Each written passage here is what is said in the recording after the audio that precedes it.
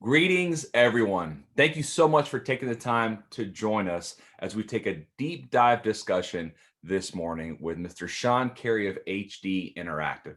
As you all know, my name is Dr. Gino Kohler with CEO Effectiveness, and we are so excited to be able to learn more and get some insights from this well-seasoned CEO who has done incredible work, not just within the Florida market, but at a national level. So, Sean, good morning. Thanks. Good morning, Gino. Thank you so much for taking the time to be with us today. We're having a really fun time with this series, right? Being able to talk to community leaders, business leaders, CEOs who are well seasoned, they know what they're talking about within their respective industries, and also kind of different shifts and changes within leadership styles and approaches. So, I think a great place for us to start is to kind of let people know, what is your story, right? What led you to becoming a CEO, and having a company, and that journey, what kind of sparked that initiative? Well, I've always had a passion for technology and for creative things. Uh, I got into computers and video games just early in my life, and they really inspired me throughout. And then in college, I went a couple different directions, and for a minute thought I was going to study to be a doctor, and ended up going down a philosophy track, and then one day I heard a commercial on the radio saying, "Do you like video games? Do you like movies? Do you want to learn how to make these things?" And so I followed up on that, and then enrolled in a school called the International Academy of Design and Technology, and it's no longer in existence now, but at the time my class was like the second class in the school's existence. Wow.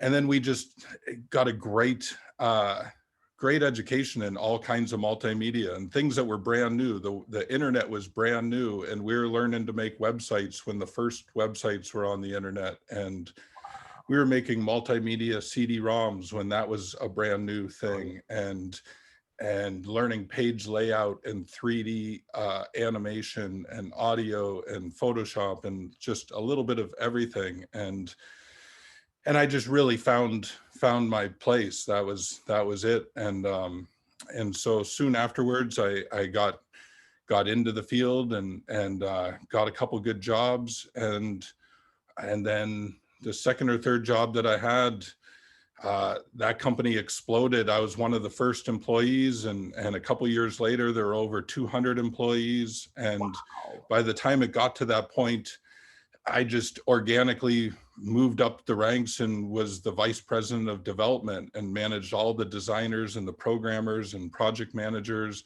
And we built hundreds of websites, and it was just a great on-the-job training. And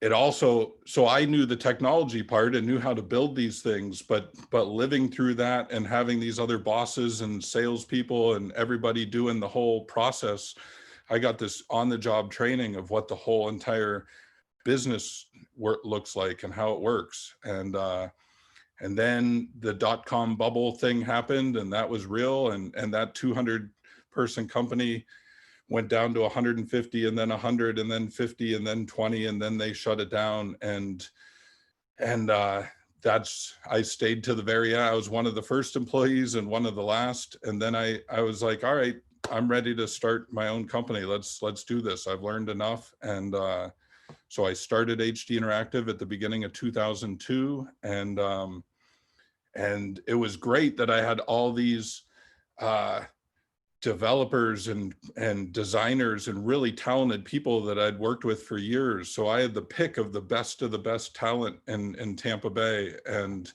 I had developed contacts with a bunch of different agencies, and was letting them know that, hey, we can help out with any work you got. And it didn't take long for these agencies to bring us projects that were above their skill level. That, like, one of our clients did a lot of work with Disney, and they're like, Disney wants us to make all these internet games and other cool things. Can you guys do that? And we're like, sure. And so we had just a great run doing all these really fun projects, right off the bat, getting to work with Disney and Coca-Cola and all these cool companies. And then we just kept slowly building. And so again, like, we knew how to build and work the technology, but learning the business side was the trickier part for me. Like, and I didn't want to do anything crazy. So we just took our time and hired one person at a time, took one step better all the time, and just keep learning from all of our experiences. And here we are almost 19 years later, and we've got a nice team, and we just keep moving along with technology. As soon as the iPhones first came out, we were first in line getting an iPhone, and immediately became iPhone developers. When VR headsets come out, we were the first to get those, and the Magic Leap and the HoloLens and all these cool toys. And now we're using the Oculus Quest VR headset. And so we just love getting to play with all the new toys, and new iPhones are coming out right now. And yeah, it's a fun thing. I just, yep, I love it. It's amazing, Sean, because I am a Flintstone when it comes to technology, and I think that on conversations that you and I get to have, right? So, for folks who are tuning in, it's such a treat for me because Sean is absolutely my go-to expert when it comes to anything having to do with technology. So, but what an incredible field to be in. Now, obviously, when we take a look at how fast technology changes, the updates, the new models, the new versions. How do you handle that, right? Making sure that your team is up to speed, you're up to speed with the latest specs or the developing tools that are needed, especially with things changing so fast all the time. Well, it's tricky, but again, luckily we enjoy it and we're passionate about it. So our news feeds aren't filled with politics and sports and puppies. Like, we get to learn what all the newest technology stuff is every day and see these headlines. And we have the whole team looking at things, and our team constantly has conversations, and we bring up, hey, should we be doing Ruby on Rails, or should we be trying this new thing, or what do you think about whatever tool? And so we're constantly keeping our eye out for these different technologies. But there's so much technology that you really have to pick and choose, especially as a small team. You just can't do it all. And our little small team does a lot more, works with a lot more technologies and a lot more devices than most companies, and even most big companies. But still, anybody's got to have limits. There's some things we don't do, even though we've learned a lot about artificial intelligence. Like, that's one thing that we just haven't done a project using yet. And just a couple things here and there. We haven't built an app for Alexa. And so there is a small list of things that we haven't done yet. Yeah. Yeah. So, Sean, when you take a look at, you're coming up on 19 years, right, of having this company. When you take a look at just some of the biggest challenges that you've had, right, especially from a continuing education perspective, management and leadership, right, owning the business, the difference between working on the business and in the business. What has been your largest challenge, right, that you've had to kind of overcome over the past 18, 19 years? So I think the biggest challenges would be, again, on the business side, and whether it's properly estimating a project and quoting it out properly, and how you formulate that agreement and that contract with the client, and then how you manage the client and the project. And man, we've just had hundreds or thousands of learning lessons doing all these projects. And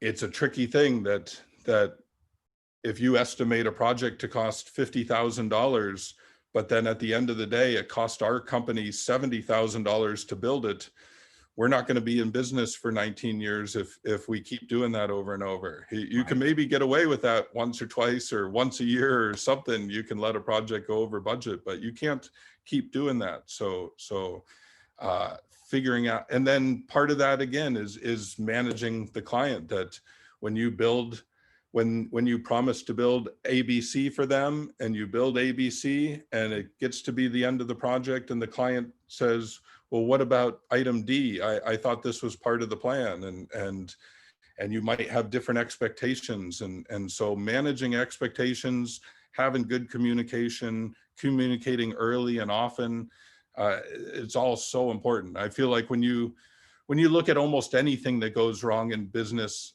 a lot of times it boils down to communication, that things could be communicated better, more often, all kinds of things. It's so interesting you mentioned that. One of the biggest things that we drive home here at CEO Effectiveness is alignment, right? So aligning expectations, aligning values, having a very clear and concise direction as to not just what's going on internally, but what's the ripple effect externally in the client relationship, right? And what the client outcomes should be and could be. So I think you hit the nail on the head there. I think that's a really important thing.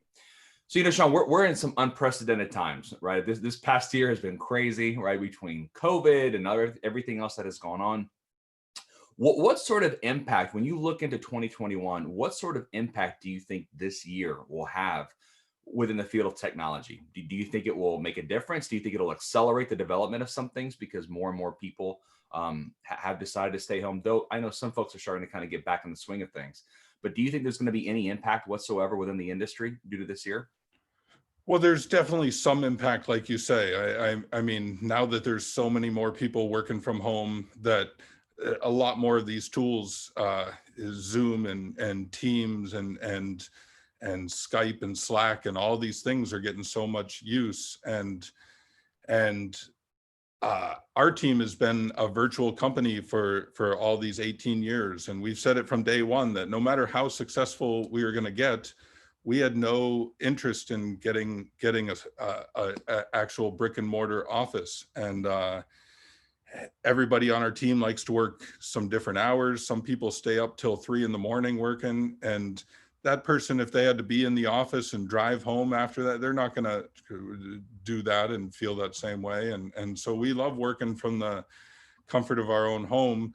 But we've been utilizing these online tools for this whole 18 years to do our business this way. And we use all these Dropbox and Google Drive and every tool, you name it, we use it to make this virtual company successful. So in this last year, it's been interesting watching people adopt all this. And for years before this, we would think like, there's a lot of in-person meetings that I would have where I'd have to drive and meet with the client, and on the drive home, and I'm taking a 45-minute drive home, and I drove 45 minutes to get there, and I'm thinking, man, we could have just had a phone call or a video conference, and I can't believe I had to drive an hour and a half to do this. But now it's become commonplace and everybody's doing it. So I really love that everybody's adopting these tools. And then there are other little changes. I mean, who knows when conferences and trade shows and things are going to get back to normal. And so that some of the live events and live conferences are trying to find new ways of still, like even CES this next year is announcing that they're going to do it all virtual. And that's a humongous thing. We go to Vegas every few years to CES and see 100,000 people, and there's just so many exhibits, and I can't even fathom what this is going to look like as a virtual conference, but it's cool that instead of just closing it down, they're finding a way to make it happen. I think that you hit the nail on the head with that, Sean. And when I take a look at how many changes have occurred over the past 8-9 months, one word that comes to mind is adaptability, right? If you don't have that wherewithal to know that, listen, you have to do whatever it takes, and if you have to bend and change and shift, that will make or break your business model, right? And so for so many people who are just getting a taste of that, it's an immediate litmus test, right? To let you know, do you have what it takes to really take this company the distance, right? And I think a lot of folks I've been having quite a few challenges with that. I know clients of ours who that's been a huge hurdle we've had to help them jump over, and luckily they have. But Sean, so as we wrap up our time together, I know you're very busy, so I want to be mindful of that. I've got one last question for folks who are tuning in. So If you had to give one piece of advice to an up and coming leader, manager, CEO, right? What would that one piece of advice be?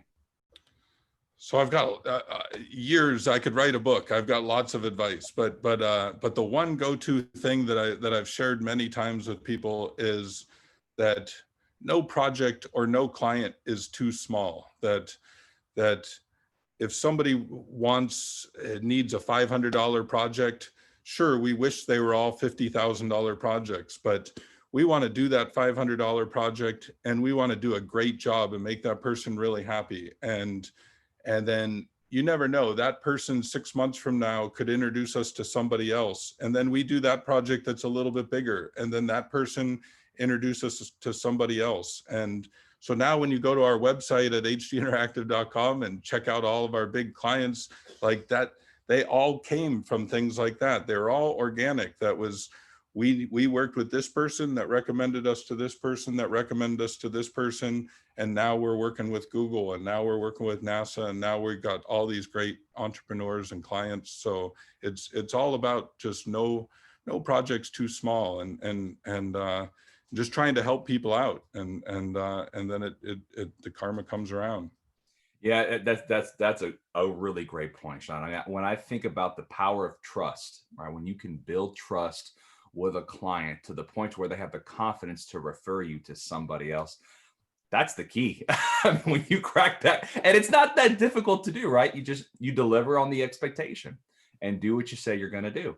Right. We've never spent a dollar on marketing. We don't market our company. All of our business comes from all of our relationships, and just like you say, doing a good job, building trust, and it just keeps organically growing. Love it. Love it. Well, Sean, thank you so much for your time, your consideration, your insight, man. That was a great 15 minutes of taking a deep dive into your life and your role as a CEO, and some great nuggets for folks who've tuned in. So thank you so very much. For folks who don't know a lot about HD Interactive, what's the best way to learn more about you guys? Thanks. At our website, hdinteractive.com, you can watch a video portfolio, and we've got some great specific portfolios on all the different cool things, the virtual reality, augmented reality, all the other things we do. You can see it all right on the homepage of our website. Outstanding. All right. Well, Sean, have a great rest of your day. Stay safe, stay healthy, and we'll Thank you. You too, Gino. Appreciate it. John. It was a good time. Absolutely.